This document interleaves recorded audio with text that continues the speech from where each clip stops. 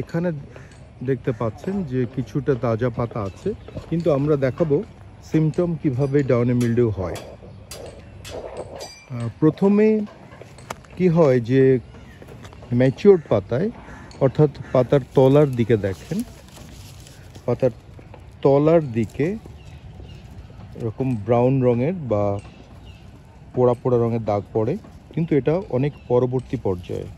এবং তারপরে পাতার উপর দিকে এই ধরনের দাগ পড়তে থাকে এবং এই দাগগুলো আস্তে আস্তে ছড়িয়ে পড়ে বিভিন্ন জায়গাতে, ফুলে ফলে এবং কচি কচি পাতার ধারগুলো দেখবেন যে সব পুড়ে যাওয়ার মতো হয়েছে।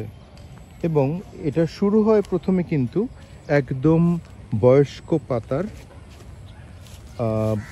নিচের দিকের পাতার থেকে শুরু হয়, অর্থাৎ এই পাতার নিচে দেখেন যে কিছুটা সাদাটে সাদাটে বা ব্রাউন কালারের কিছু দাগ থাকতে পারে। এই দাগ থেকেই শুরু হয় এটা সংক্রমণ, অর্থাৎ গাছের যে ন্যাচারাল ওপেনিং থাকে বা গাছের যে মেকানিক্যাল ইনজুরি থাকে সেগুলি থেকে এই ছত্রাক প্রথমে ভিতরে প্রবেশ করে। আমরা যদি আরও একটা জিনিস দেখি যে এই দেখেন ফুল আক্রান্ত হয়েছে, একটা তাজা ফুল দেখা যাচ্ছে আর একটা ডাউনি মিল্ডিউয়ে আক্রান্ত ফুলের ধরন দেখেন, অর্থাৎ এখানে কোনো ফল আসবে না।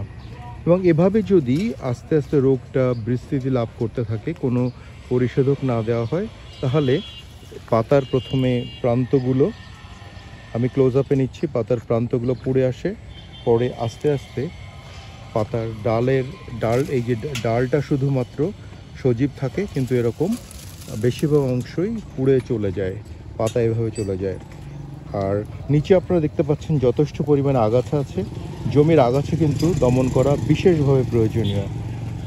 এবং এই আক্রান্ত গাছের ডগা যখন মরে যাবে তখন কিন্তু দেখা যাবে গাছের বৃদ্ধি ব্যাহত হয়েছে। এবং এইখানে আপনারা একটা জিনিস দেখতে পাচ্ছেন, পুরা জমিটা কিন্তু আক্রান্ত হয়ে গিয়েছে।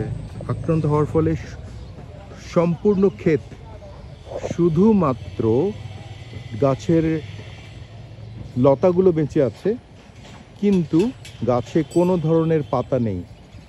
এই ডাউনি মিল্ডিউ কুমড়া পরিবারের জন্য একটা ব্যাপক ক্ষতির সাধন করার একটা রোগ, এবং এটা কৃষককে সর্বশান্ত করে দেয়। দেখুন, আমরা পাতার অংশগুলো দেখাচ্ছি কিভাবে কুঁকড়ে আসে, এবং প্রথমে মনে করি যে এটা হয়তো রোদে পুড়ে গেছে বা কোনো সার ঘটিত কারণে পুড়ে গিয়েছে, কিন্তু তা না, এগুলো হচ্ছে ছত্রাকের আক্রমণে। দেখুন, বিস্তীর্ণ এলাকা সম্পূর্ণভাবে মরে গেছে। এই হচ্ছে ডাউনি মিল্ডিউয়ের ব্যাপক বিস্তৃতি হলে এই ধরনের অবস্থা হয়। এখন আমরা এর পরবর্তীতে আপনার এটা রোগ নিয়ে এবং রোগের প্রতিষেধক নিয়ে আলাপ করব।